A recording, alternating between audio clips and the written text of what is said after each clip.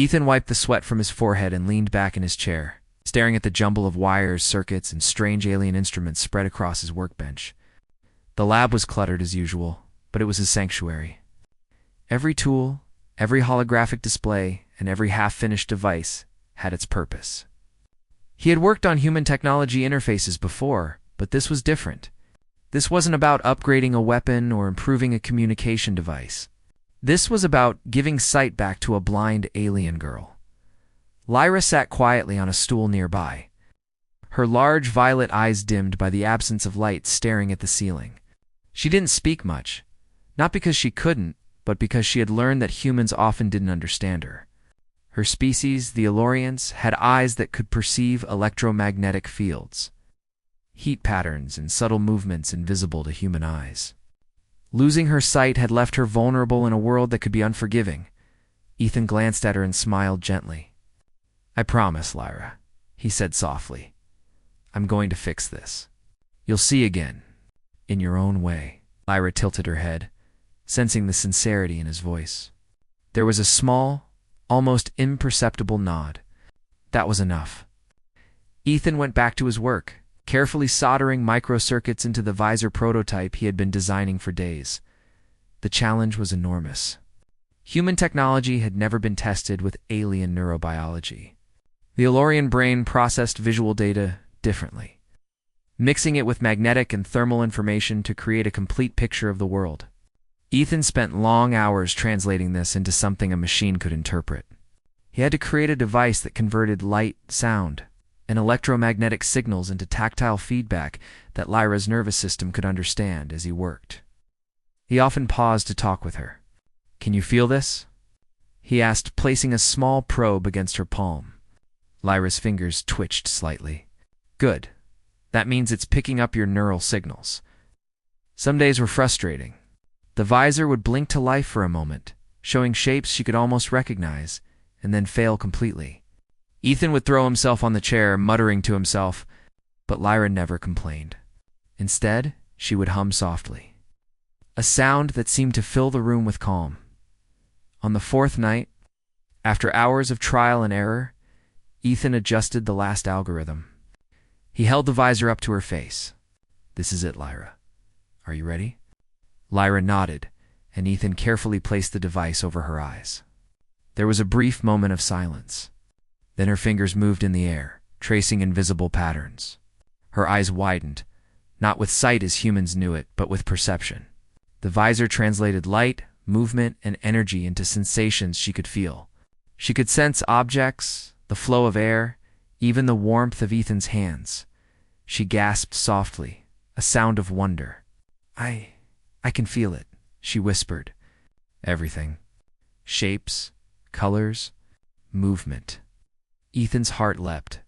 "You're seeing again," he said, unable to hide his excitement. "In your own way, but yes. You're seeing." For the next few days, Ethan and Lyra explored the lab together. She moved with growing confidence, sensing things that even humans couldn't detect. She laughed when she realized she could see Ethan approaching from behind by sensing the energy of his footsteps. She was learning to trust her new senses. Ethan watched her with pride. But their small victories didn't go unnoticed. Lyra's people were connected in a network that spanned light years. News of her restored perception spread quietly through channels Ethan could not access. Among her people, some saw this technology as a miracle, while others saw it as dangerous.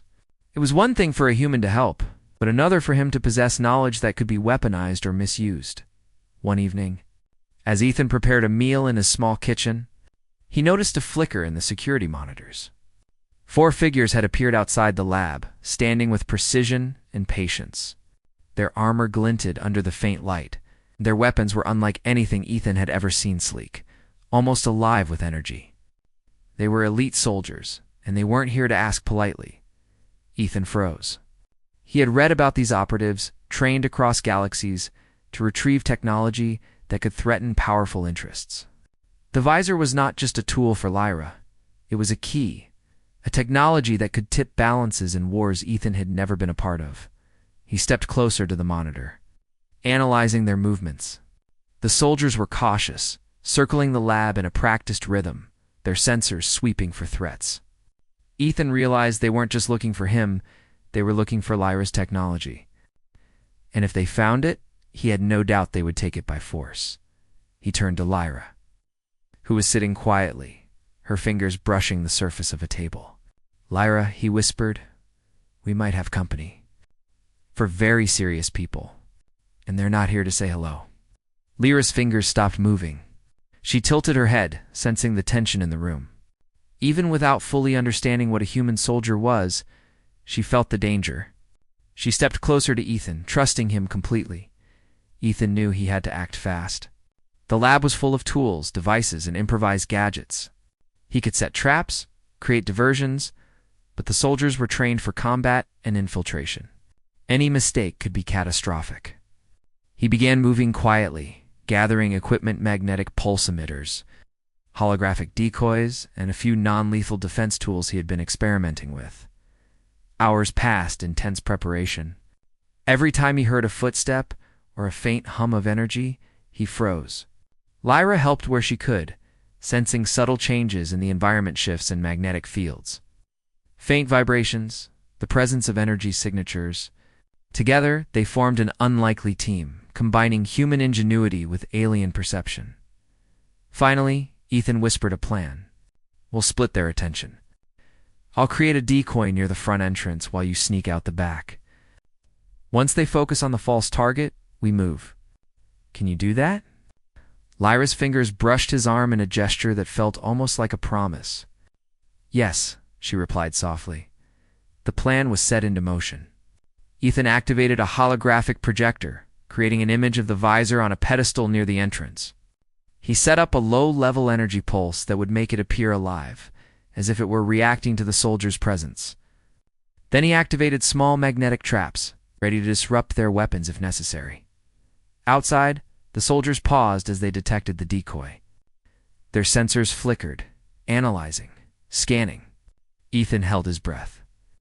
Hoping his improvisation would buy enough time, Lyra moved silently through a hidden corridor behind the lab.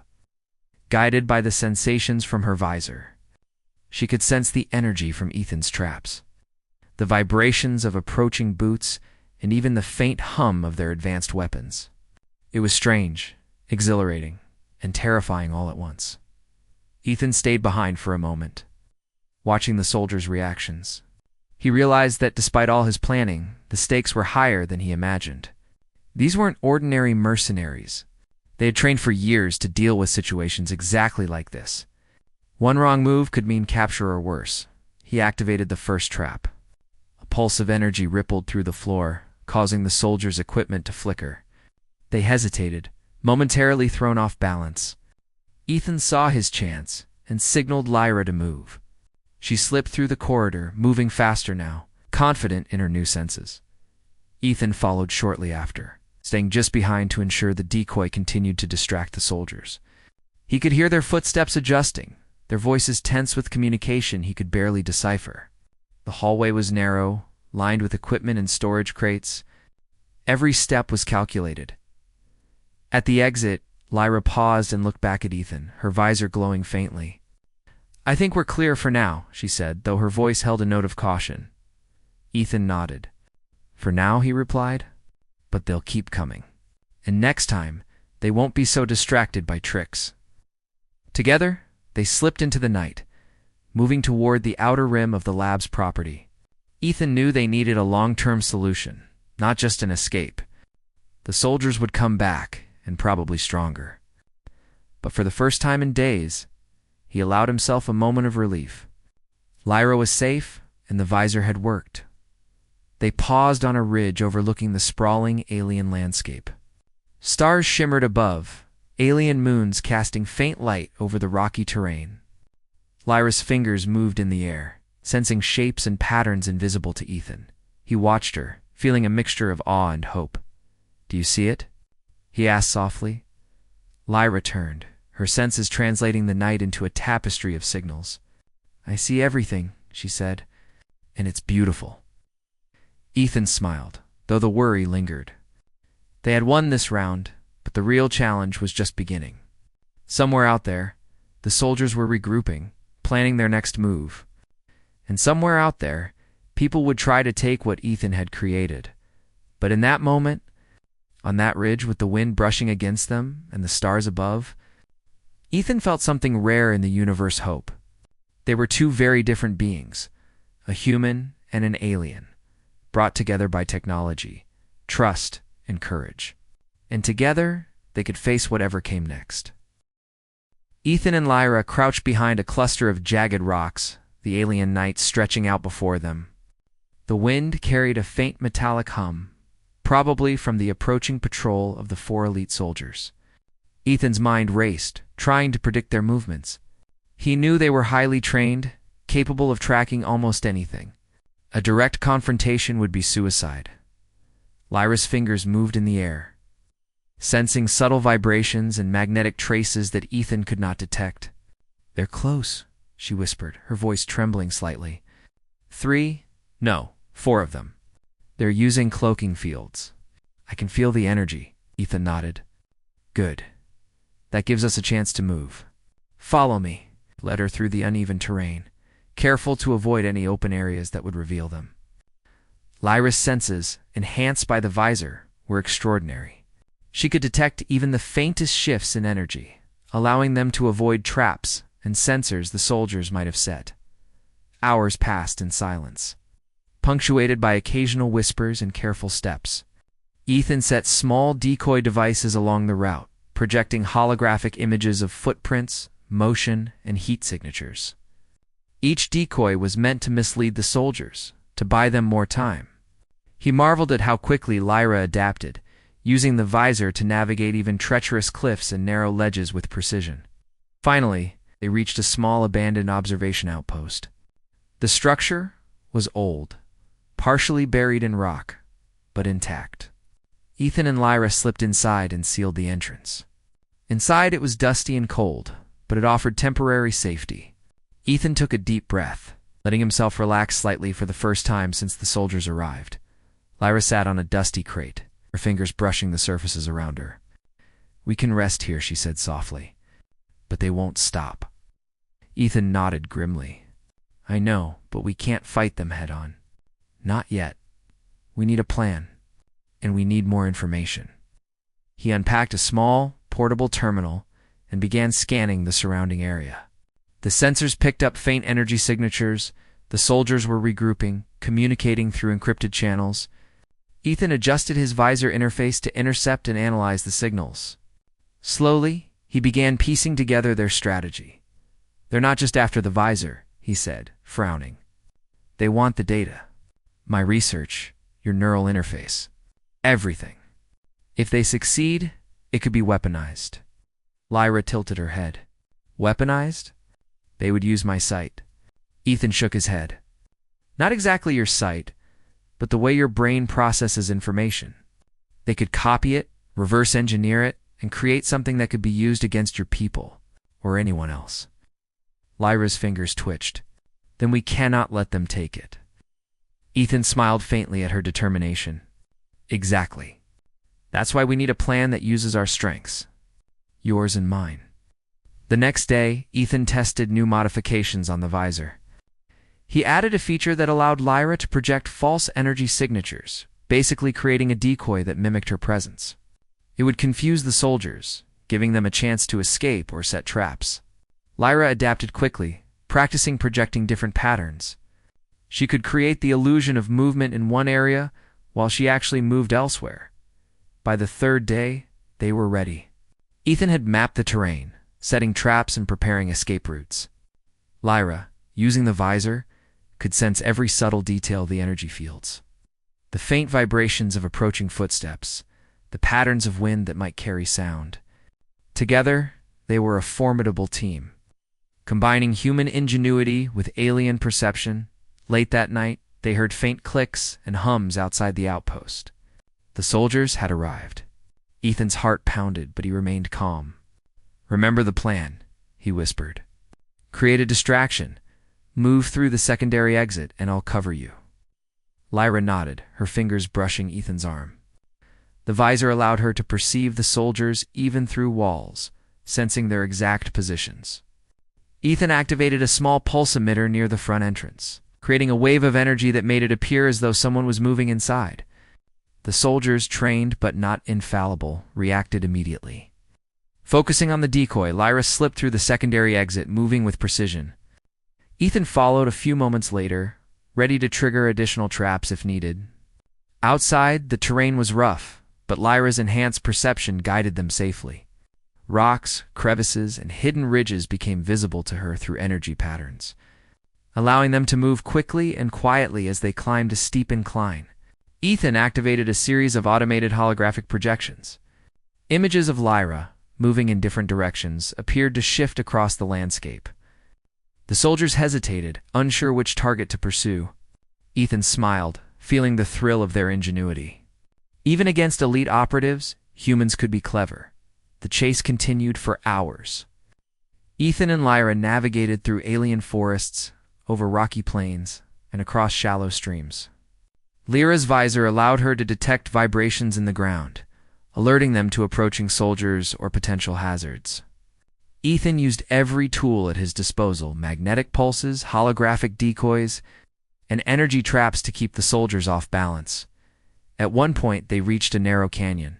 Ethan paused, assessing the situation. "We can't go through the canyon. It's too open. They'll see us from above." Lyra's fingers moved in the air, sensing the energy around them. "There's a hidden tunnel here," she said. "It's old, partially collapsed, but it leads to the other side." Ethan examined the entrance. It was barely large enough for them to pass through, but it offered concealment. Carefully, they crawled inside, the visor translating the faint vibrations of the tunnel into a visible map for Lyra. She led the way. Sensing the stability of the walls and the faint presence of the soldiers outside, hours later, they emerged on the other side of the canyon, exhausted but alive.